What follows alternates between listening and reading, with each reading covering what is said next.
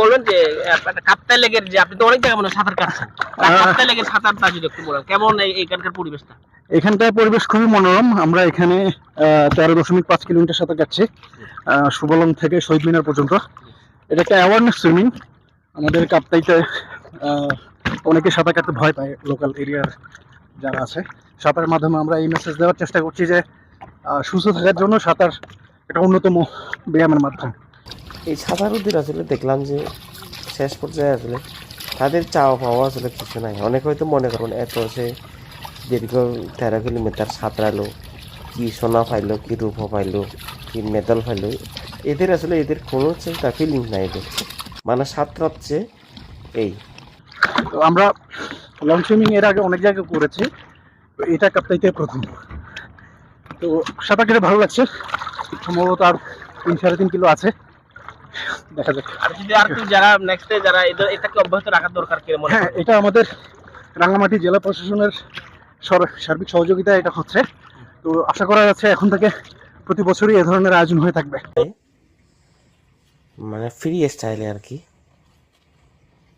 মানে কি বলবো আর, আসলে মানুষগুলো আসলে এরা মানুষ না, এরা হচ্ছে মানুষের চেয়ে একটু বেশি। এরা হচ্ছে মৎস্য মানব বলা যায় এদেরকে, মৎস্য মানব, পানি মানব, কি বলবো এদেরকে। দেখেন না কিভাবে সাঁতরায় এরা, 10-12 ঘন্টা থাকতে পারবে যেভাবে সাঁতরায়। মনে হয়েছে এদের ইয়েগুলো হচ্ছে ফোম ফোম, কিভাবে বেশি বেরোয় এরা। দেখেন এরা নাকি কি কি চ্যানেল আছে, কি বাংলা চ্যানেল, কি চ্যানেল বলে পদ্মা কত নাম দিচ্ছে এরা, সবগুলোতে নাকি এরা পার করছে। মা দেখেন, অনেক হয়তো বিশ্বাস করতেছে না যে এত 13 কিলোমিটার সেই সুবলং আর্মি এখান থেকে একটানা সাঁতরিয়ে কীভাবে শহীদ মিনার কাছে আসা যায়।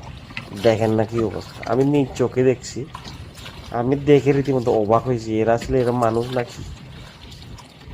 আরে মা কি বলবো আর, দেখেন আল্লাহ ভগবান যীশু খ্রিস্ট, কি বলবো এদেরকে।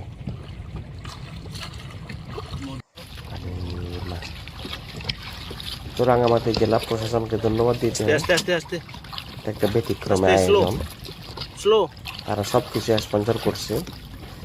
কোনো কিছু পাবো মানে পাবো না এটা নিয়ে তাদের কোনো মাথা ব্যথা নাই।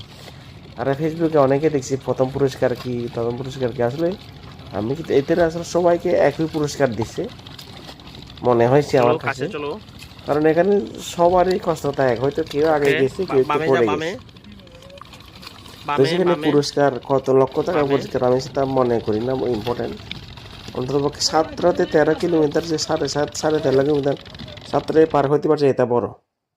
26 জন তারা সাঁতরাচ্ছে, সবাই এক একজন হচ্ছে পেশাদার সাঁতারু।